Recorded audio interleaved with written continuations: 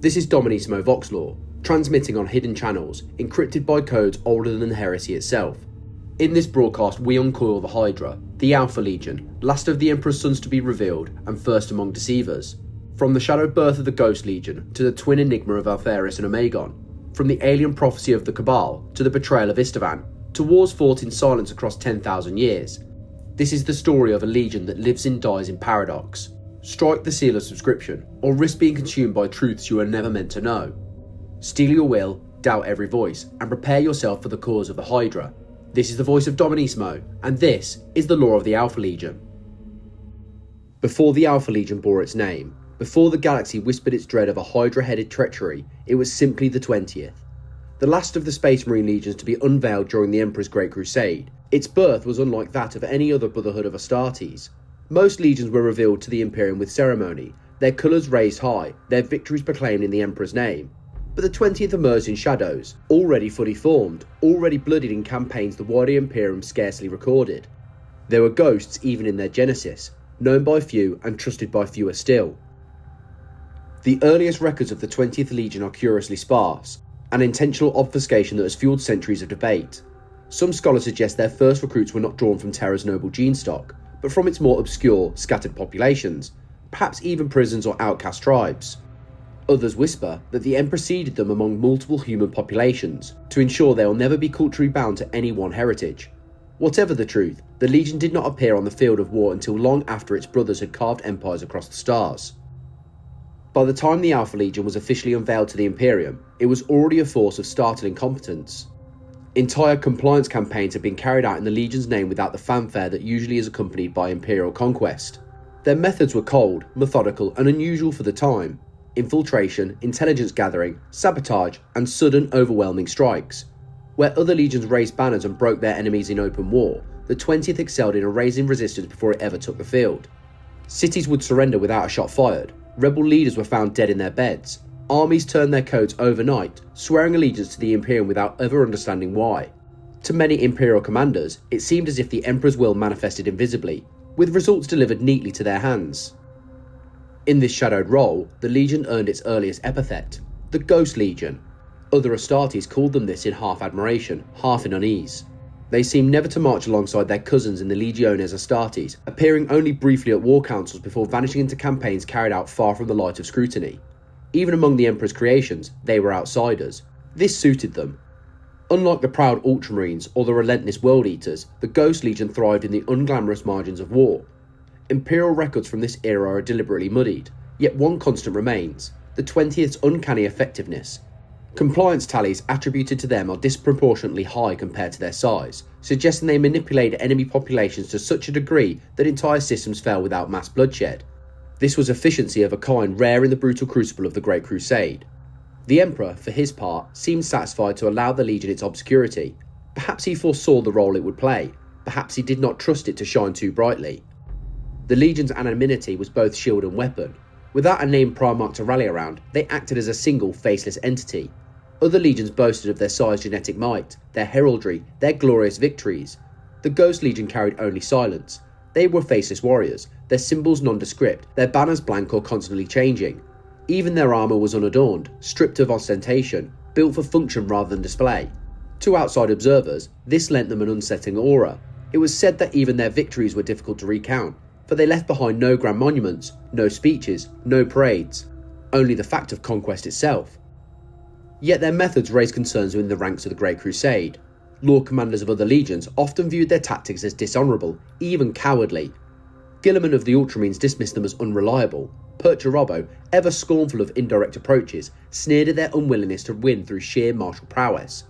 Russ of the Space Wolves distrusted them deeply, for their secrecy cut against his own straightforward ferocity. And Dawn, the Praetorian of Terror, regarded them as potentially dangerous, soldiers who served too well in the dark. But these criticisms did not deter them. Indeed, they seemed to thrive upon being misunderstood. Their creed was efficiency, not glory. They believed war was not about spectacle or honour, but about victory, no matter how it was achieved. If this made them pariahs among their cousins, it also made them indispensable to the Imperium. Time and again, they were dispatched to theatres where other legions had failed or where subtlety was required. Each time, they delivered results. The question of command weighed heavily upon the Ghost Legion during these years. Unlike their cousins, they lacked the guiding hand of their discovered primarch. This absence forced them into something quite unique, a collective without a single heroic figure to embody them. They learned to operate under shifting commanders, to delegate and act with autonomy. Theirs was not the loyalty of sons to a father, but of operatives to a cause. In hindsight, this would shape their destiny more than any other factor. It is in this period that some Imperial historians believe the seeds of the Alpha Legion's later philosophy were planted. Without a Primarch's cult of personality, the Ghost Legion cultivated an identity rooted in multiplicity. They were legionaries, not individuals. Their motto, though not yet fully formed, hinted at the creed that would later echo across the ages: Hydra Dominatus. The Hydra dominates. Many heads, many faces, yet one purpose. Accounts from this era also suggest the Legion engaged in methods verging on psychological warfare. Populations fell not only because their leaders were assassinated or sabotaged, but because the Ghost Legion excelled at propaganda, misinformation, and subterfuge. It is recorded that on one rebellious world, citizens awoke to find proclamations of surrender already plastered across their cities, signed with the names of leaders who had not yet been overthrown. By the time those leaders emerged to deny the capitulation, their authority had already crumbled. This kind of manipulation foreshadowed the Legion's later mastery of deception on a galactic scale. Still, despite their effectiveness, the Legion remained a puzzle to their peers. Some whispered they were not a true Legion at all, but a tool of the Emperor's hidden will, distinct from the brotherhood of primarchs. Others claimed the Emperor himself kept them in the shadow because he distrusted what they might become if given too much freedom. Whatever the truth, their obscurity persisted, and so too did their unsettling aura. The Ghost Legion's rise was thus not a tale of open triumphs, but of hidden victories. They were the dagger in the dark while their cousins were the hammer and anvil. They were victories written in erased names, conquered planets whose histories were rewritten before they could even be told. When at last their primarch was discovered and their name, the Alpha Legion, was proclaimed, the galaxy would learn to fear them not for what they had become, but for what they had always been, the Imperium's most elusive weapon, born in silence, destined for betrayal. The Emperor's primarchs were scattered across the stars, flung to distant worlds by the treachery of chaos during the dark days of their gestation. One by one, they were discovered. Warriors, kings, and tyrants who would command the legions bred from their genetic seed. Yet of all these discoveries, none was more shrouded in mystery, nor more contested in the retelling, than that of the 20th and final Primarch, Alpharius. Or was it Omegon? The truth, as with all things concerning the Alpha Legion, lies hidden behind veils of half-truths and contradictions. Imperial records name Alpharius as the last Primarch to be found, a discovery made not in the distant frontiers of the Great Crusade, but startlingly close to the Emperor himself. Most Primarchs have been raised to maturity among the alien and hostile worlds where they landed, shaping their character and philosophies before reunion with the Master of Mankind. Alpharius, by contrast, was reportedly recovered near Terra itself, at the very heart of the Imperium. This in itself was a strangeness, that one so critical to the Emperor's design had been hidden almost within his grasp all along.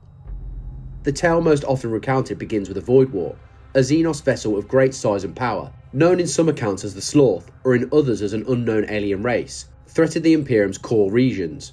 Aboard this vessel, so the story goes, was found a lone figure, a Primarch, fully grown, commanding a strange respect even from his alien captors. Imperial forces, led either by the Emperor himself or by his most trusted commanders, boarded the vessel and made the shocking discovery. This was Alpharius, tall, pale, and sharp-eyed, his features almost indistinguishable from the Gene sons who would follow him. From the very first moment, Alpharius was different. Where other Primarchs were larger than life, unique in their stature and aura, Alpharius was uncanny in his ability to appear as one of his own legionaries. He carried none of the overt grandeur of Guilliman, the majesty of Sanguinius, or the monstrous presence of Angron. Instead, his gift was subtlety, the power to blend in, to misdirect, to command not through sheer awe, but through calculated charisma. The Emperor recognised this ability at once. Here, in his final son, was the embodiment of secrecy and deception, a weapon for wars fought in the shadows. Yet, the discovery of Alpharius is clouded by something even more extraordinary, the existence of Omegon. Later sources, particularly those preserved in the Horus Heresy chronicles, reveal that Alpharius was not alone. His twin, Omegon, was his mirror in all things. Genetically identical, indistinguishable even to the eye of their brothers, together they formed a dyad, two Primarchs functioning as one, bound by a psychic and emotional bond deeper than any of their kin could comprehend. The Emperor is said to have known of this second son, but whether he ever revealed this truth to the wider Imperium is uncertain. To most, there was only Alpharius. The Alpha Legion itself would guard the secret of Omegon's existence with obsessive care, revealing it only in fleeting glimpses. The impact of Alpharius' discovery upon the 20th Legion was immediate and transformative. Until then, the Ghost Legion had operated without the guiding hand of a Primarch, a faceless weapon wielded by the Emperor in secret wars. With Alpharius at their head, they gained not only a name, but a new identity. The Primarch, fascinated by the Legion's methods and culture, did not impose his will upon them as some of his brothers had done with their own Astartes. Instead, he refined and expanded what they already were. Espionage became deeper, infiltration became an art, disguise and misdirection became weapons as sharp as any blade. One of Alpharius' earliest acts was to instill within the Legion the creed that would define it for millennia, Hydra Dominatus. Like the mythical beast of ancient Terran legend, the Legion would fight with many heads, many identities, striking from 1,000 directions at once. The death of one agent meant nothing, for others would rise in their place. Unity was not to be found in individual heroes or champions, but in the multiplicity of the Legion itself. This philosophy aligned perfectly with the Legion's pre-existing anonymity and transformed it into a doctrine of terrifying efficiency. The secrecy surrounding Alpharius' origins deepened even further as the Crusade advanced. He revealed himself sparingly to his brother Primarchs, often allowing his warriors to masquerade as him in battle or negotiation. To some, this was a clever tactic to confuse enemies. To others, it bordered on deceit, undermining the trust between legions. Leman Russ, ever suspicious of duplicity, distrusted him instantly. Rogel Dawn considered him unreliable, a Primarch who played games rather than waging war with open strength. Even Guilliman, architect of order, struggled to reconcile Alpharius' methods with his vision of the Imperium. Yet the Emperor placed great faith in his final son. Some Imperial records suggest Alpharius was given direct missions from the Master of Mankind, secret operations whose nature was never revealed to other Primarchs. It is even whispered that the Emperor intended Alpharius to serve as a counterweight to Horus, a check against the War Master's growing influence. If so, the irony of what followed is almost too great to bear. The question of Omegon complicates every account of this era. Was he present at Alpharius' discovery? Did the Emperor meet them both, or only one? Some records suggest that Omegon was recovered later, perhaps in another hidden vessel, or on a distant world where he had lived in secrecy. Whatever the truth, by the time of the Horus Heresy, the Alpha Legion was led by two masters, indistinguishable, interchangeable, and utterly devoted to their creed of secrecy. To their enemies, it was impossible to know if they faced Alpharius or Omegon. To their allies, the uncertainty was little better. Thus, the last Primarchs entered the annals of the Great Crusade. Where Russ embodied the wolf, Dawn the fortress, and Percheroba the siege engine, Alpharius and Omegon embodied the shadow. Their legion did not conquer worlds in their father's light, but bent them into submission through fear, manipulation, and guile. Their unveiling completed the Emperor's grand host, yet in truth, it also introduced the final and most dangerous ambiguity into his design. For with Alpharius came not only a master of secrets, but also secrets within secrets. The Imperium rejoiced at the discovery of his last son, but in doing so, it embraced a paradox. The Alpha Legion would serve the Emperor with loyalty, yet in ways so unorthodox they could scarcely be distinguished from betrayal. The Emperor has gained his final Primarch, but whether he had gained a weapon or a liability remains a question that echoes across the ages. And so the curtain rose on the Alpha Legion's true saga. With their Primarch revealed, the Ghost Legion shed its anonymity, only to don 1,000 masks in its place. The galaxy believed it had witnessed the last great revelation of the Great Crusade. In truth, it had only glimpsed the first turn of the Hydra's endless coils. If Alpharius' unveiling shocked the Imperium, then the revelation of Omegon, whether whispered in shadows or hidden entirely from the Emperor's wider court, transformed the Alpha Legion from an oddity into a paradox. No other Primarch had a twin. No other Legion bore two masters of equal standing, perfectly identical in form, mind, and purpose. In this mystery, the Alpha Legion found both its greatest strength and its eternal burden, to be many and one at the same time. The nature of Alpharius' and Omegon's relationship is obscured by layers of secrecy, even within the Heresy archives. To the outside world, there was only Alpharius. Omegon was a secret held within the innermost coils of the Legion, known only to the most trusted officers and agents. To Imperial record keepers, to the scribes of Terra, and even to most of their fellow Primarchs, Alpharius stood alone. Yet to the Legion itself, the truth was woven into its very command structure. Two heads directing the Hydra, two voices speaking with one mind. The brothers were not merely lookalikes, they were physically and emotionally bound in ways that defied understanding. Each could anticipate the other's thoughts, finish the other's commands, and operate independently with absolute trust that their twin was acting in perfect alignment. This bond allowed the Alpha Legion to spread itself thinner than any other force in the galaxy. Alpharius could lead one campaign while Omegon orchestrated another, their actions indistinguishable to friend and foe alike. The illusion of omnipresence was born, the idea that Alpharius was everywhere, guiding every strike, appearing in countless places at once. This deception was no idle trick. It became a weapon of psychological warfare, wielded with precision. Enemies who struck down Alpharius in battle found themselves no closer to victory, for another Alpharius would rise elsewhere, undaunted and commanding. Even allies were unsettled, for they could never be certain who they spoke to. Was it truly Alpharius, or Omegon, or even a trusted legionary masquerading as one of the twins, further blurring the line between identity and role? The very question destabilised diplomacy, trust, and even the morale of foes. To fight the Alpha Legion was to fight a shadow whose face you could never be sure of. It is said that within the Legion itself, this ambiguity forged a unique culture. Where other legions venerated their primarch as a singular, godlike figure, the Alpha Legionaries adopted the doctrine of interchangeability. Every warrior was Alpharius in spirit, every soldier head of the Hydra. This belief was not symbolic alone. In battle, Alpha Legionaries would often declare themselves as Alpharius when captured, killed, or questioned, ensuring that the true identity of their masters remained obscured. In time, this practice became so ingrained that it was impossible to determine if an enemy truly faced the Primarch himself, or merely one of his countless reflections. The tactical ramifications of twin leadership were profound. The Alpha Legion became masters of simultaneous operations, their campaigns unfolding like complex puzzles with dozens of interlocking parts. While one front seemed to falter, another would surge with unexpected strength, revealing the first to have been a feint. While one world descended into open war, another nearby would quietly surrender without a fight, manipulated into compliance by Omegon's agents. Alpharius and Omegon thrived on complexity. To them, war was not a straight line but a labyrinth, and only those who could see all the paths at once would emerge victorious. This approach distinguished the Legion sharply from its cousins. The World Eaters sought victory through overwhelming violence, the Imperial Fists through immovable defence, the Iron Warriors through attrition and siegecraft. The Alpha Legion, under its twin masters, sought victory through manipulation, deception, and multi-layered strategy. Their campaigns rarely unfolded as expected, and even their allies often found themselves pawns in schemes too vast to grasp. It is little wonder that their brothers grew wary of them. The presence of two Primarchs also introduced contradictions into Imperial politics. Officially, the Emperor discovered Alpharius, and Alpharius alone. The existence of Omegon remained unrecorded, a truth the Alpha Legion guarded with zealous secrecy. Why this was so remains unknown. Perhaps the Emperor himself commanded it, unwilling to reveal such an anomaly to his sons.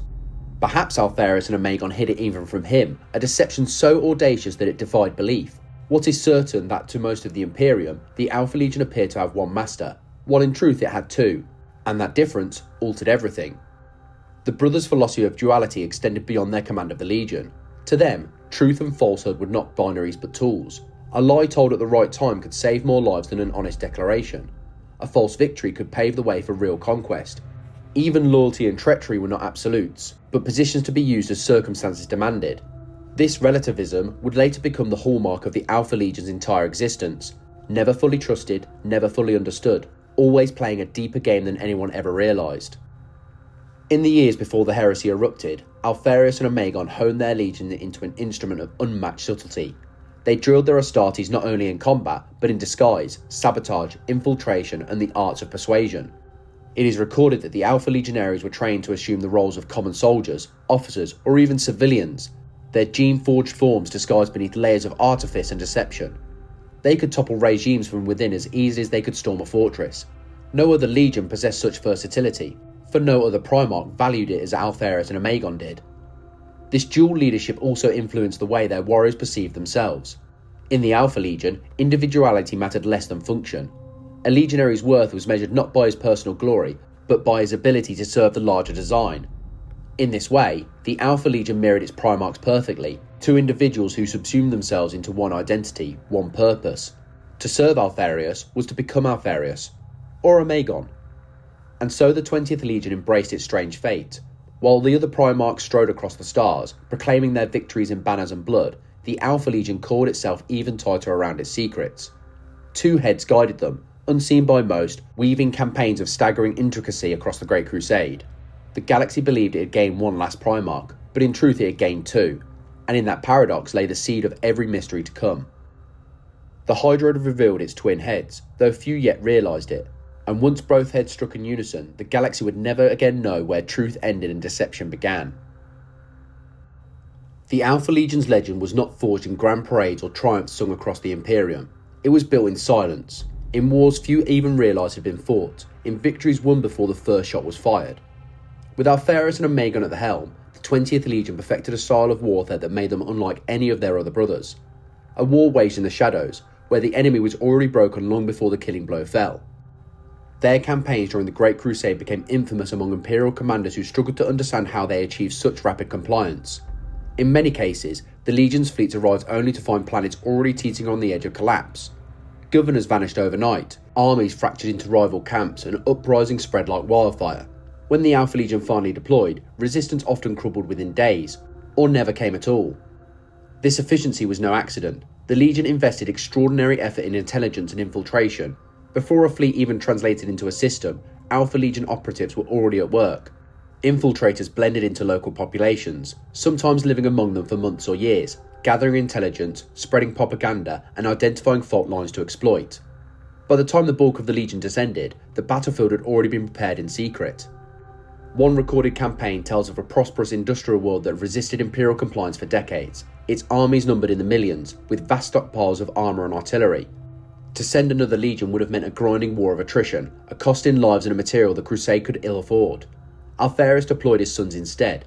They did not attack head-on. Instead, Alpha Legion agents infiltrated the planet's military hierarchy. Within months, orders were countermanded, rivalry stoked, and paranoia spread through the ranks. Entire regiments mutinied after being convinced their commanders had already pledged to the Imperium. When the Alpha Legion fleet arrived, they struck at the very right moment. The world's defences were already paralysed by civil war. The campaign ended in weeks, not years. Other operations relied on psychological warfare. The Alpha Legion were masters of creating the illusion of inevitability. Populations would wait to find proclamations of surrender already posted in their cities, forged in the name of their leaders. By the time those leaders emerged to deny them, their authority was already fatally undermined. On another world, entire populations laid down arms without a single battle, convinced by Alpha Legion propaganda that Imperial victory was inevitable and resistance suicidal. Their campaigns blurred the lines between military conquest and subversion. Sabotage was employed with surgical precision. Supply caches exploded at critical moments. Communication relays fell silent just as enemy fleets prepared to coordinate. Even orbital defences were turned against their masters, commandeered by Alpha Legion infiltrators who had been installed months in advance. For those caught in their web, defeat often came not in battle, but in the slow collapse of every structure that had once promised security. Perhaps the most disturbing aspect of their war in the shadows was their ability to erase their presence entirely. In many cases, once compliance was secured, the Alpha Legion simply vanished. Imperial governors installed by the Crusade sometimes found no record of who had actually fought the campaign. No monuments were raised, no victories proclaimed. The Legion's presence could only be inferred by the efficiency of the conquest and the subtlety of its execution. To those who studied these records later, it was as if the compliance had been achieved by ghosts. The compartmentalised nature of their operations made them even more effective. The Legion often worked in small, autonomous cells, each given only a fragment of the wider mission. This ensured not only security, but flexibility. If one operation failed, others could adapt without unravelling the whole design. Even commanders sometimes did not know whether Alpharius or Omegon had overseen their mission, or if they acted on standing doctrine alone. In this way, the Alpha Legion became less an army than a distributed intelligence network. Every warrior trained to think independently, every squad capable of acting as if it was the tip of the spear. Captured Alpha Legionaries revealed nothing, even under torture. Every man claimed to be Alpharius, rendering interrogation pointless. But this practice also reinforced their unity. It was not simply a trick but a philosophy. Individuality meant nothing. Each warrior was the head of the Hydra, indistinguishable from the rest, and each head was capable of striking with lethal precision. The effect on enemy morale was devastating. Armies that had resisted other legions with defiance found themselves unravelling under paranoia. Was their commander loyal, or an Alpha Legion double? Was the regiment next to them truly an ally, or infiltrators waiting for the right moment to turn? Whole wars collapsed into chaos before the first major battle even began. Even Imperial allies were unsettled by these methods. When Alpha Legion fleets arrived in support of other campaigns, their presence often sowed as much suspicion as relief. Victories came swiftly, but commanders were left uneasy, never sure if they had witnessed military genius or been manipulated into playing a role in someone else's design. By the height of the Great Crusade, the Alpha Legion had become indispensable in theatres of war that required subtlety. They were deployed against rebellions where open slaughter would have been counterproductive, or in campaigns where speed and minimal collateral damage were paramount. They thrived in situations where others would have failed, carving victories with deception rather than blood. But this came at a cost. Their methods isolated them from their cousins. They had no songs of glory, no monuments of conquest. Their triumphs were buried beneath silence, their sacrifices unknown, their names unspoken. They became the legion no one could trust, feared as much by their allies as by their enemies. Yet in their own eyes, this was proof of their superiority. Honour was irrelevant, victory was all that mattered. Thus the Alpha Legion's war in the shadows became their hallmark. It was not the clash of thunderous armies, but the whisper of lies, the sting of sabotage, and the shattering of trust. They taught the galaxy that wars could be won without battles, and that by the time you realised the Alpha Legion was upon you, you had already lost. If the Alpha Legion had been a mystery to its fellow legions, then the arrival of the Cabal plunged them into a labyrinth of questions so deep that even truth itself became uncertain. For the first time, Alpharius and Omegon found themselves not as manipulators of others, but as subjects of manipulation, courted by beings older than mankind, bound to a prophecy that promised salvation at a price so great it defied belief. The Cabal was no mere alliance of alien races. It was an ancient, shadowed conclave of Xenos seers, philosophers and survivors, some of whom had watched humanity's rise from the ashes of old night. Its members included the enigmatic Eldar Harlequins, reptilian Sloth, and other entities so alien that even their names were lost to Imperial records. Bound together by its hatred of chaos, they sought not to rule the galaxy, but to end it. Or more precisely, to end the threat posed by the warp and its gods once and for all. It was during the later years of the Great Crusade, when the Alpha Legion was already feared for its shadowed methods, that Alpharius was brought into the orbit of the Cabal. How exactly they made first contact is contested.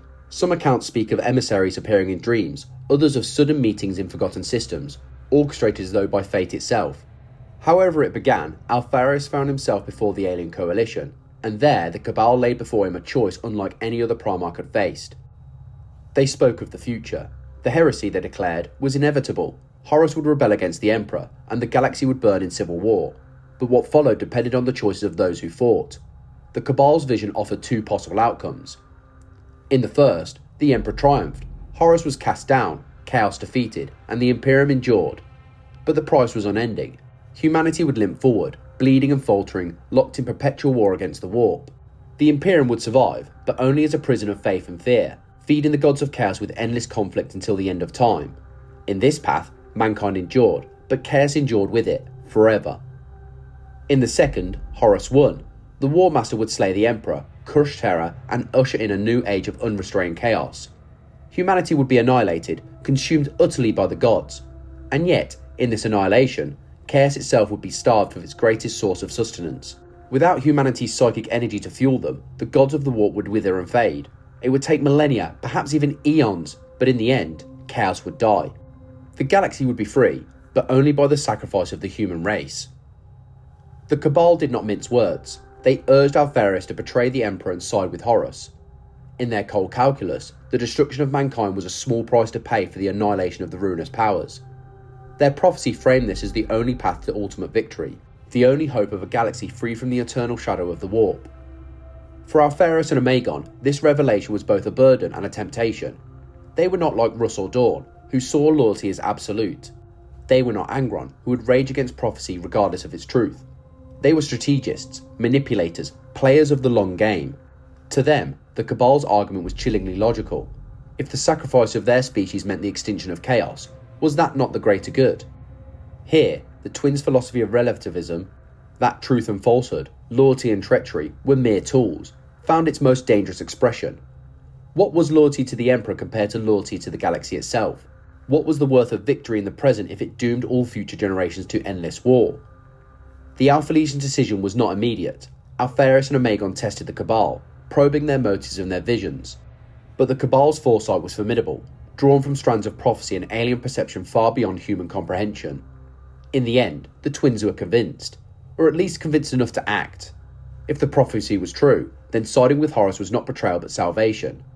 If it was false, then they had been deceived by matters greater even than themselves. The Alpha Legion's eventual allegiance to Horus cannot be understood without the Cabal's gambit. Unlike their brothers, who were swayed by pride, anger or resentment, Alpharius and Omegon were drawn into the rebellion by cold logic, by the belief that only through humanity's destruction could chaos be undone. In this, they were unique.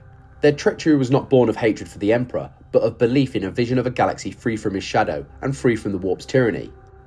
The irony, of course, is that this decision only deepened the Hydra's paradox. For if the Cabal was right, then the Alpha Legion's betrayal was the greatest act of sacrifice in Imperial history, condemning their species to save the galaxy.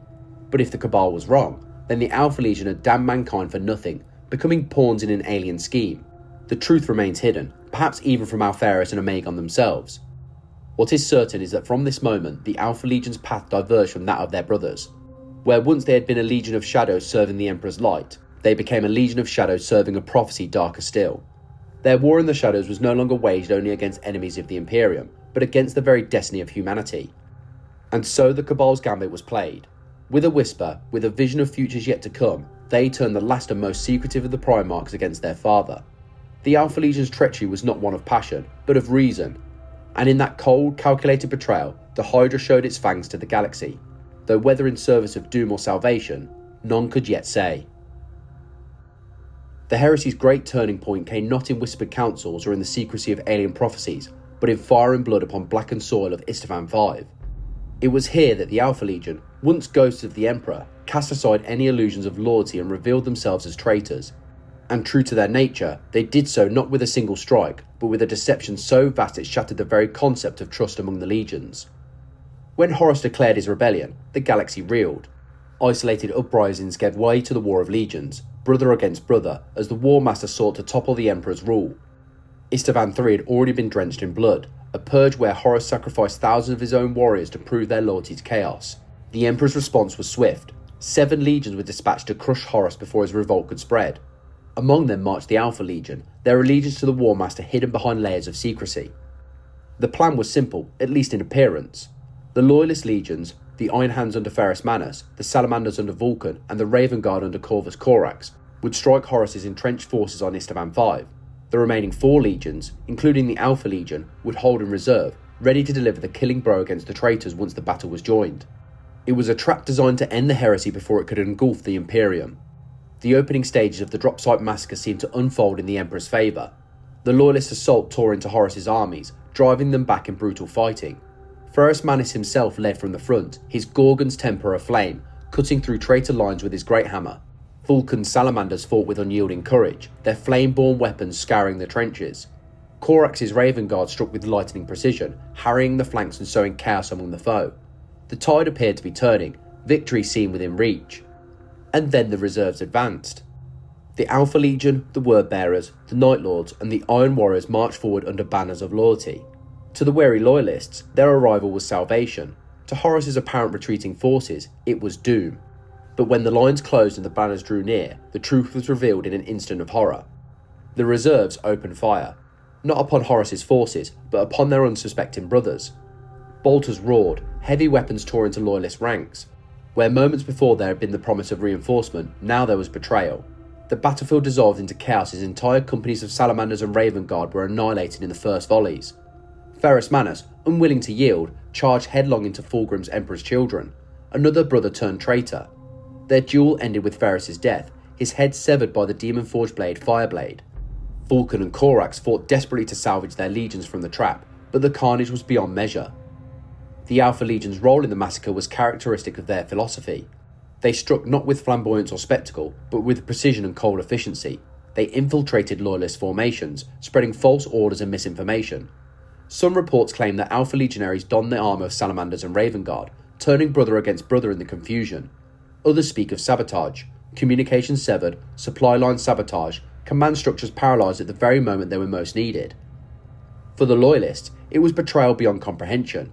They had trusted their cousins, fought alongside them across the stars. To be cut down by those who had sworn the same oaths to the Emperor was a wound deeper than any physical blow. To the Iron Hands, bereft of their Primarch, was shattered. The Salamanders were decimated, Vulcan himself grievously wounded and eventually captured. The Raven Guard barely escaped annihilation, Corax fleeing with the remnants of his legion in a desperate retreat. The 3 legions, once proud pillars of the Imperium, would never fully recover. For the Alpha Legion, Istvaan V was both revelation and affirmation. The decision made in the shadows with the Cabal to side with Horus in pursuit of the so-called greater good was now written in blood. They had betrayed their brothers not for vengeance, nor for pride, but because their calculus demanded it. The massacre was not only a military strike but a symbolic act, the moment the Hydra bared its fangs openly. Yet even here, ambiguity reigned. Some accounts suggest that Alpharius himself fought in the massacre, leading his warriors in person. Others claim he was elsewhere, orchestrating the wider war from afar, while Omegon or even masquerading officers took his place on the battlefield. To the survivors, it hardly mattered. The cry of "I am Alpharius" echoed across the carnage, turning the battlefield itself into a theatre of deception where truth and falsehood were indistinguishable. The impact of Istvaan V rippled across the galaxy. The massacre revealed not only the scale of Horus's treachery, but also the depths of the Alpha Legion's duplicity. No longer could trust bind the legions together. If the Alpha Legion could betray so completely, who could be relied upon? From this point onward, suspicion tainted every alliance, every campaign. The Hydra strike had poisoned the very concept of loyalty. In the aftermath, the shattered remnants of the Salamanders and Raven Guard fled into exile, their survival itself a miracle. The Iron Hands, leaderless and broken, turned to bitter obsession, vowing vengeance that could never be satisfied. And Horus, triumphant, tightened his grip on the traitor host, emboldened by the success of his trap. The road to terror lay open. For the Alpha Legion, Istvaan V was not the end, but the beginning. In their eyes, the massacre was a necessary evil, one step in the long and terrible path toward a future the Cabal promised. They had revealed themselves as traitors, but only to serve a higher logic. To those who survived, however, they were nothing but serpents, deceivers without honour, whose betrayal would never be forgotten. Thus, the Dropsite Massacre passed into the legends as one of the darkest days of the heresy, a wound that bled the Imperium for millennia. And at its heart stood the Alpha Legion, proving once and for all that war in the shadows could destroy not just armies, but the very bonds of brotherhood upon which the Imperium was built. The Hydra had struck. The galaxy would never again know who to trust. The Raven Guard had barely escaped Istvaan V with their lives. Corvus Corax, broken in body and spirit, fled with the tattered remnants of his legion to Deliverance, the Forge Moon orbiting the hive world of Kiava. There, amid the ash-black manufactorums and the memory of his people's chains, Corax sought to rebuild what had been lost. But the Alpha Legion was waiting. The Hydra's claws did not loosen after the massacre, they only tightened. Deliverance was no ordinary stronghold. Before Corax's discovery, the moon had been a prison, a crucible of rebellion where the Primarch himself had risen to lead a slave uprising. It was a place where loyalty was earned through blood, where the Legion's spirit of liberation had been born. After Istvaan, it became a sanctuary for the wounded Raven Guard, a rallying point for which Corax dreamed of rebuilding his shattered force. But even in this sanctuary, shadows gathered. For the Alpha Legion, the Raven Guard's weakness was an opportunity too valuable to ignore. The campaign that followed has become known as the Deliverance Uprising, though the name itself is a cruel irony, for it was less an uprising than a strangulation, orchestrated by Alpharius and Omegon with chilling precision. Their goal was not simple extermination. The Raven Guard could have been crushed outright at Istvaan, yet Corax had escaped. Now the Alpha Legion sought to twist his recovery into ruin, to turn his desperate attempts at salvation into a trap that would destroy him and his sons forever. Corax, burdened by guilt for the massacre, turned to the Emperor for aid. He was granted access to the secrets of the gene lab beneath the Imperial Palace, a gift of terrible weight. With these technologies, Corax believed he could rebuild his legion swiftly, creating new Raven Guard to replace those lost at Istvaan.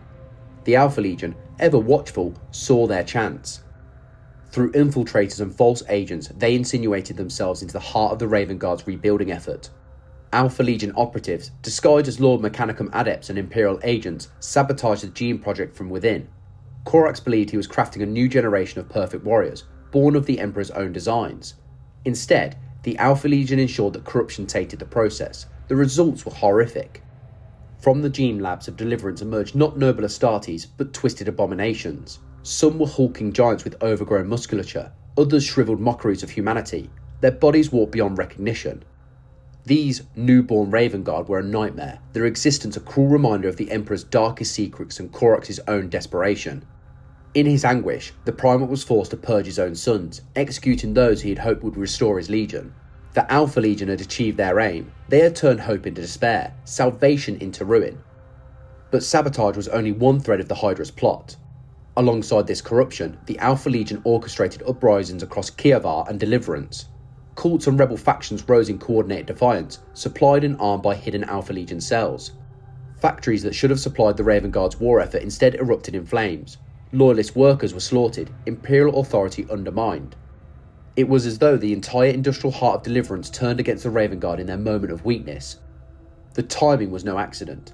Every revolt coincided with the failures of Corax's gene labs, compounding his despair and stretching his forces thin. His battered legion, already reeling from Istvaan, was forced into brutal counterinsurgencies on the very soil they had once liberated. It was a cruel echo of the primarchs' earliest victories. But this time, his enemies were not slavers or tyrants, but the unseen hand of his own kin, twisting the memory of Deliverance into a theatre of betrayal. Alpharius and Omegon's brilliance in this campaign lay not only in the chaos they sowed, but in the deniability of their hand. Few in the Raven Guard ever suspected that their woes were orchestrated by the Alpha Legion. To them, it seemed as though fate itself conspired against them. Gene seed that failed, uprisings that erupted, supplies that vanished. In truth, it was the Hydra's head striking unseen, every failure engineered, every wound inflicted by those who called themselves Alpharius. For the Alpha Legion, the Deliverance Uprising was not merely vengeance against the Raven Guard for surviving Istvaan. It was a demonstration of their philosophy. While others sought victory through annihilation, the Alpha Legion sought victory through corruption. Why destroy an enemy outright when you can make them destroy themselves? Why face Corax in open battle when you can erode his faith, his purpose, and his very will to continue? To the Alpha Legion, this was the perfection of war, the enemy defeated without ever realising who had struck the blow. Yet Corax was not broken. Though haunted by failure and burdened by guilt, the Primarch of the Raven Guard endured. He uncovered the truth of his corrupted gene seed and purged the monstrosities it produced. He fought back against the uprisings, stamping out rebellion with brutal determination. Though his legion would never fully recover its strength, Corax himself remained unbowed, his hatred for the traitors sharpened into steel. The Alpha Legion had wounded him deeply, but they had not destroyed him.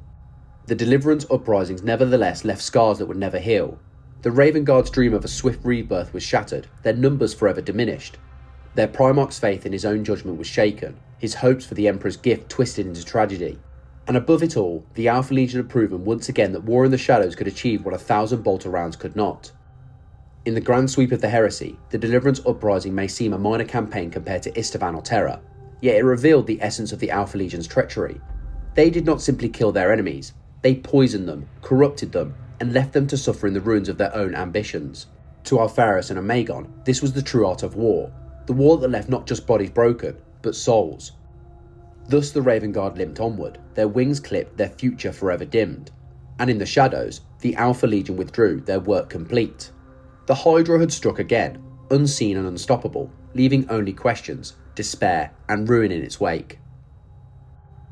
If the drop site massacre and the Deliverance Uprising proved anything, it was that the Alpha Legion thrived not only in battle, but in turning their brother's greatest strengths into vulnerabilities. Alpharius and Omegon understood that brute force would never win them the heresy. To defeat the Imperium, they need to break its spirit, its legends, and its champions. Few embodied that spirit more than Leman Russ, the Wolf King of Fenris, and Jaghatai Khan, the White Scar's Stormborn Lord. And so the Alpha Legion set their coils around both, seeking to ensnare the Wolf and the Hawk in webs of deception. The first of these gambits unfolded in the Alexis Nebula, where Russ and his Space Wolves, already blooded from the burning of Prospero, sought to regroup and rejoin the wider war. The Wolves were a legion forged for direct action, their Primarch as straightforward as the bite of a blade. Yet in the Nebula, Russ found himself mired in confusion and deception, weapons no claw or fang could tear apart. The Alpha Legion struck not with fleets in open battle, but with misdirection. Reports of traitor movements drew the Wolves into labyrinth traps, where ambushes erupted from swirling nebula clouds. Vox channels were hijacked, orders falsified, and loyalist ships turned against one another in the fog of war. Some records even speak of Alpha Legionaries disguised as loyalist warriors, boarding wolf ships and spreading chaos from within. To fight the Alpha Legion in such an environment was to fight smoke and shadow, every victory poisoned by doubt. At the height of the campaign, Alpharius himself confronted Russ. The duel between them, though shrouded in conflicting reports, has passed into legend. Where Russ was feral strength, Alpharius was precision and calculation. Each strike from the Wolf King was met with a riposte that revealed not just martial skill, but an uncanny understanding of his enemy's nature. The outcome remains disputed. Some accounts claim Alpharius bested Russ, proving that even the might of Fenris could be undone by guile. Others insist that the Wolf King drove Alpharius back, his fury breaking the Primarch of Secrets. Whatever the truth, both emerged alive, the battle inconclusive. Yet the campaign itself was a victory for the Alpha Legion. Russ and his Wolves were delayed, scattered, and denied the momentum that might have altered the heresy's wider course. Even as they tangled with the Wolves, Alpharius and Omegon turned their gaze toward another threat, Jaghatai Khan and his White Scars. The Khan was a force of nature, his legion renowned for its speed, its unpredictability and its refusal to be bound by the rigid doctrines of his brothers. To ensnare such a foe required not brute force, but subtle chains, and here too, the Alpha Legion excelled. During the commotion of the heresy, the White Scars became a prize courted by both sides. Horus sought their swiftness to strike at terror, the Emperor relied on their loyalty to hold the throne world. For a time, the Khan remained undecided, his legion torn between loyalty and rebellion. The Alpha Legion sought to tip the scales, not by open confrontation, but by deception. On the world of Chondax, where the White Scars fought a grinding war against the Orcs, Alpha Legion operatives embedded themselves among Imperial forces, feeding the Khan conflicting intelligence. Some messages bore the Emperor's seal, urging him to remain on Chondax and hold fast.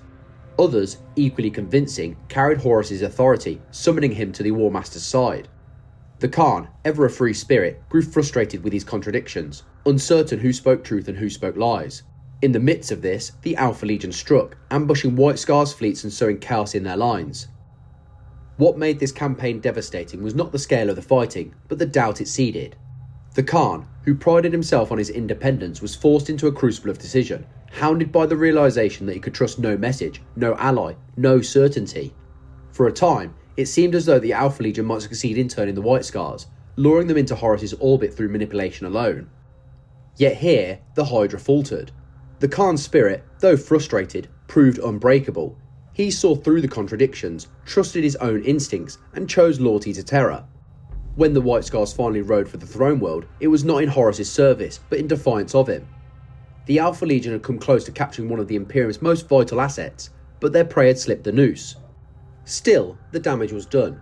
Both Russ and the Khan had been delayed, distracted, and blooded in campaigns engineered by the Alpha Legion. Neither Legion arrived at terror with the strength they might otherwise have wielded. For Alpharius and Omegon, this was enough.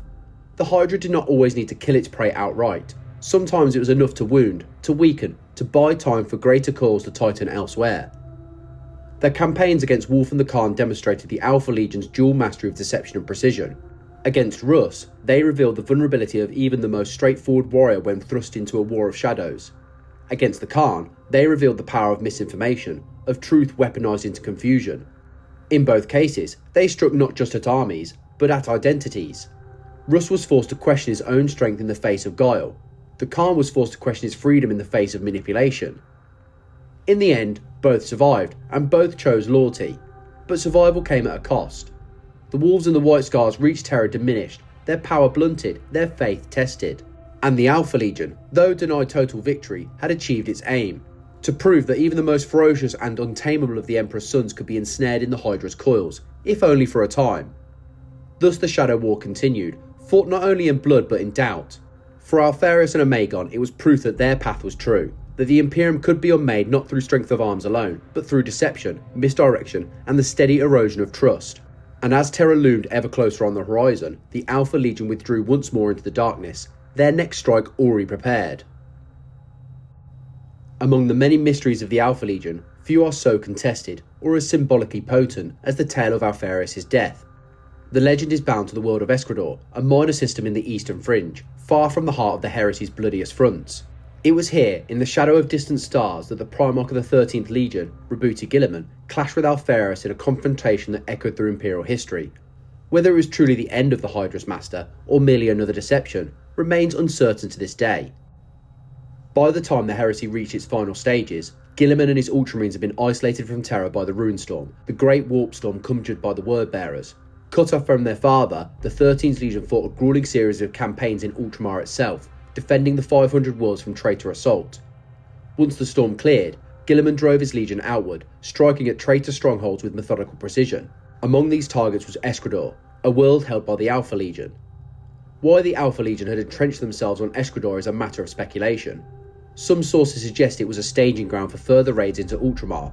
Others argue it was a bait, a trap designed to lure Guilliman into battle that might cripple the Ultramarines. Whatever the truth, Guilliman seized the opportunity. He led his forces in a full assault, determined to eradicate the Hydra's presence once and for all. The battle was fierce and chaotic, as all contests against the Alpha Legion inevitably were. Reports from the Ultramarines describe a war fought not only with bolter and blade, but with deception at every turn. Supply routes were sabotaged, communications jammed, and entire companies found themselves ambushed by enemies wearing the heraldry of their own legion. Guilliman himself is said to have remarked that fighting the Alpha Legion was like grasping smoke. Every victory revealed itself to be a misdirection, every gain offset by hidden losses. Amid this storm of subterfuge, the confrontation between Guilliman and Alpharius took place. The accounts vary, as they always do when the Alpha Legion is involved. In the most widely accepted version, Alpharius led a daring counterattack against the Ultramarines' command echelon, striking directly at Guilliman. The two primarchs clashed in a battle that embodied the contrast between their legions. Guilliman was the epitome of order, his every strike precise, his every movement calculated within its rigid framework of strategy. Alpharius was fluid, deceptive, a master of feints and sudden shifts, never where his brother expected him to be. The duel raged across the battlefield, their blows shattering armour, crushing stone, and cutting down scores of warriors around them. Guilliman, larger and stronger, pressed the attack with relentless determination. Alpharius countered with guile, striking not at Guilliman's strength but at his perception, seeking to unbalance him with tricks and misdirection. Some accounts even claim Alpharius fought with his twin Omegon at his side, the two indistinguishable in combat, forcing Guilliman to strike against shadows and doubles. Whether this is fact or embellishment is impossible to say. In the end, the record states that Guilliman triumphed. Alpharius fell beneath the Avenging Sun's blade, slain in single combat. Guilliman, though victorious, was said to be deeply unsettled by the encounter. He had slain a brother, one who had once served the Emperor's dream, even if in secretive ways. Unlike Horus or Angron, Alpharius had not been consumed by rage or demonic possession. He had fought with clarity and purpose, even in rebellion. Guilliman is said to have mourned his death, even as he accepted its necessity. Yet the story does not end here, for if Guilliman killed Alpharius at Eskrador, then how is it that Alpharius would later be reported alive, leading Alpha Legion operations in the Scouring and beyond? Was it Omegon who fell that day, mistaken for his twin? Was it a deliberate deception, one head of the Hydra sacrificed so the other might endure? Or was the entire account fabricated, a myth propagated by the Alpha Legion itself to cloud the truth? The Imperium has never been able to say with certainty. The aftermath of Eskrador only deepened the enigma. The Alpha Legion did not collapse with their Primarch's supposed death. If anything, they became more dangerous. Cells of the Legion continued to operate with chilling efficiency, striking at loyalist supply lines, sabotaging campaigns, and disappearing into the void before retribution could fall. To the Ultramarines, it seemed as though cutting off the Hydra's head had achieved nothing.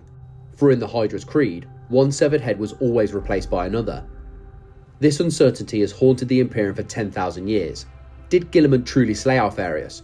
If so, was the Primarch of Secrets willing to die, knowing his sacrifice would so confuse him for centuries? Or did the Alpha Legion deceive even the Avenging Sun, slipping Omegon or another double into the duel while the true Alpharius escaped? Every version of the tale serves the Legion's philosophy, to blur truth and lie until they are indistinguishable, leaving the enemy paralysed by doubt. What is undeniable is the symbolic weight of Eskrador. The confrontation between Guilliman and Alpharius embodied the war within the Imperium itself. Order against secrecy, clarity against deception, brother against brother. Guilliman's supposed victory carried with it no triumph, only the bitter certainty that the Imperium had been poisoned by mistrust beyond repair. And for the Alpha Legion, whether Alpharius lived or died, Eskrador was proof that their creed endured. The Hydra could not be killed by striking at its head. It lived on in its countless coils, its faceless operatives, its endless deception.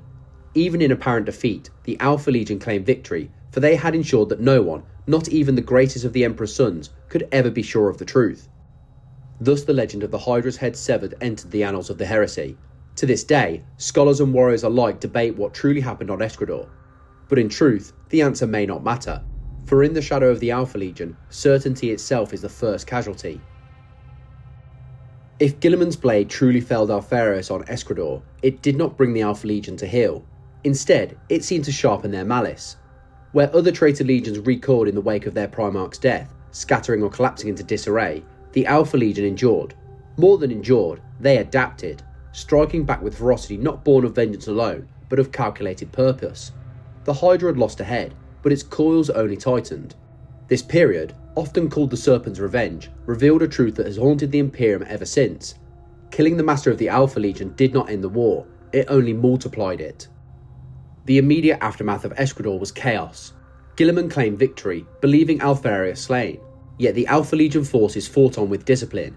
They did not dissolve into madness like the World Eaters without Angron, nor withdraw to lick their wounds as some remnants of the Night Lords had done.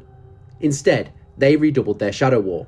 To the Ultramarines and their allies, it seemed as if Guilliman's triumph had unleashed a greater storm rather than ended one. The Alpha Legion's retaliation took many forms. Sabotage became their hallmark, crippling loyalist fleets and delaying Imperial offensives across the eastern fringe. Supply lines that should have reinforced Guilliman's push towards Terra vanished into ambushes. Convoys of munitions exploded in sudden chain reactions, traced later to Alpha Legion infiltration teams planting hidden charges. Even astropathic relays, vital to Imperial coordination, fell silent under the Hydra's hand. The Legion's mastery of sabotage ensured that Guilliman's campaign slowed to a crawl. Yet these strikes were not random acts of vengeance. They were coordinated, intelligent, and strategically devastating.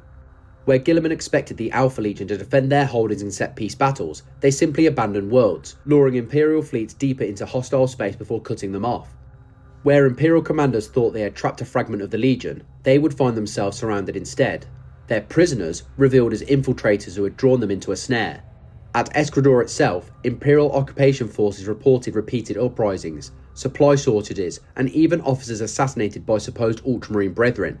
Almost certainly Alpha Legion imposters. The world that was meant to be Guilliman's triumph became a quagmire of endless insurgency. This insurgent campaign is remembered as one of the most effective in the history of the Scouring. The Alpha Legion refused to engage in full-scale warfare.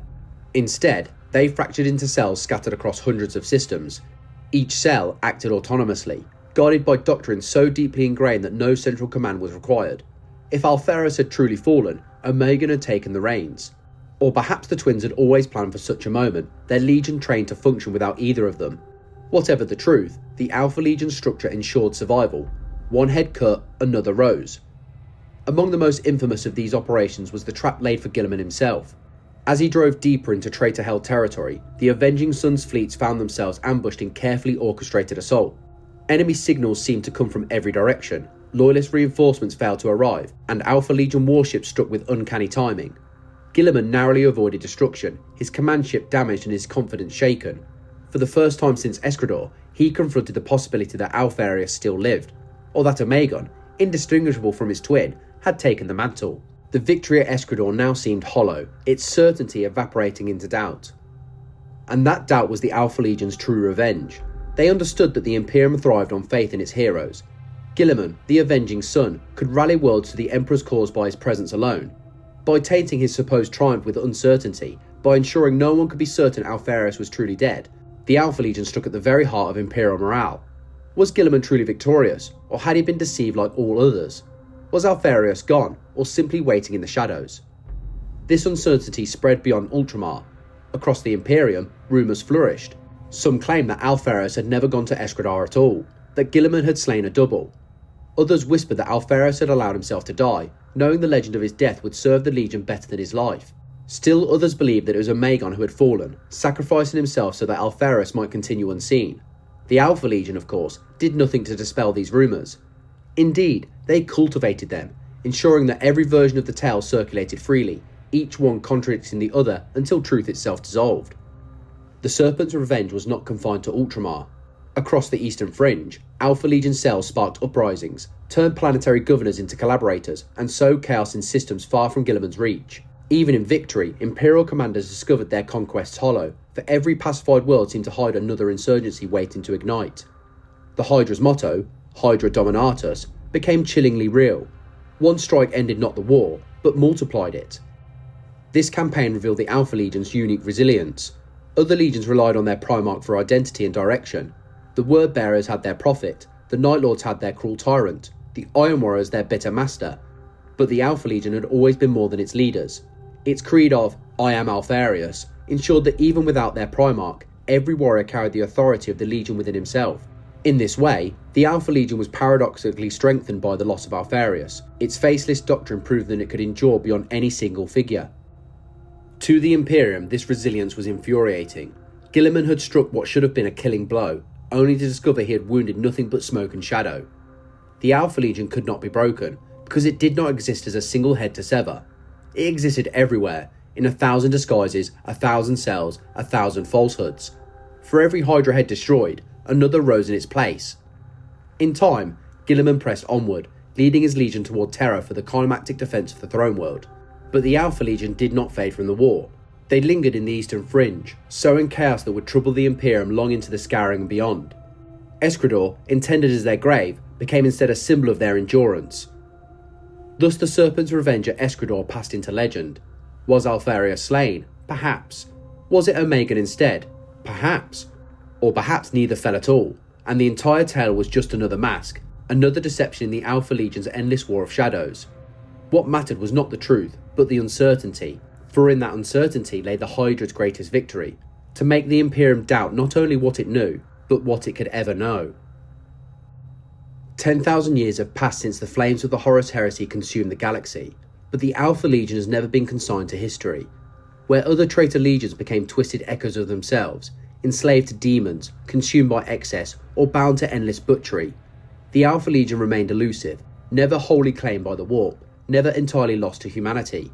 They are the shadow war that never ended, the poison in the Imperium's veins, and sometimes the antidote it never asked for. Unlike the Black Legion, who rallied around Abaddon's banner, the Alpha Legion refused to unify.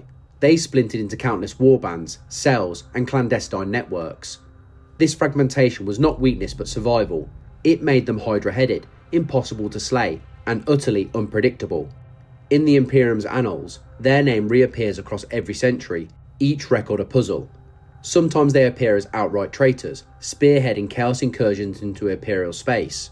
At other times, they seem to act in humanity's interests, disrupting Xenos invasions or even sabotaging the forces of rival traitor legions. Their motives are always obscured. Take, for example, the Alpha Legion's role in the Maelstrom Zone. There, Imperial commanders recorded cells of Alpha Legionaries striking at Orc warbands, crippling their advance before they could threaten human worlds.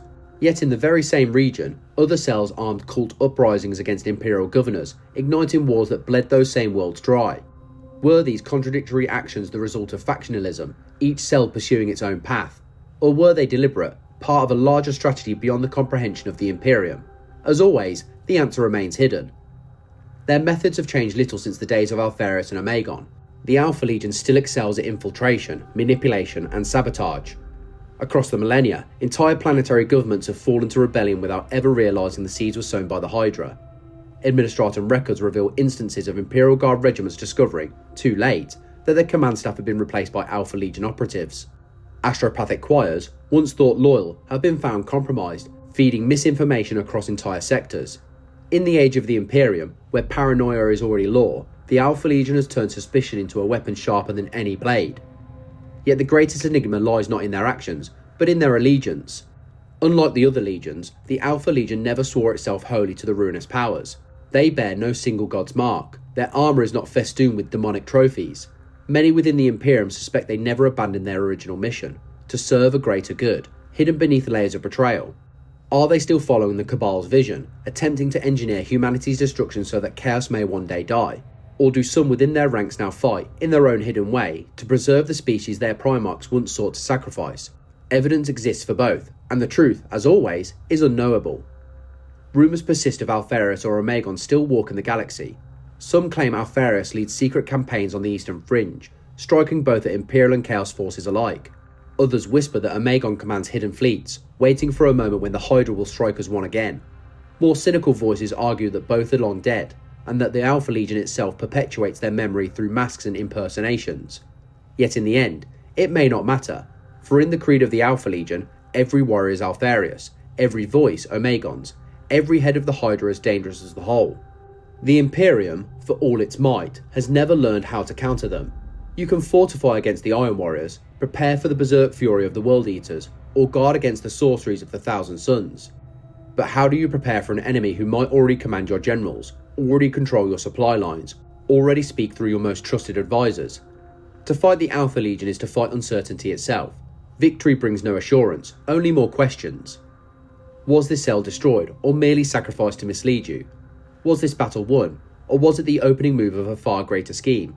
Even in apparent defeat, the Alpha Legion ensures doubt remains.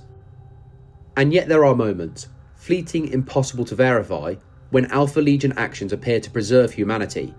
Xenos raids thwarted, Chaos cults dismantled, demonic incursions disrupted.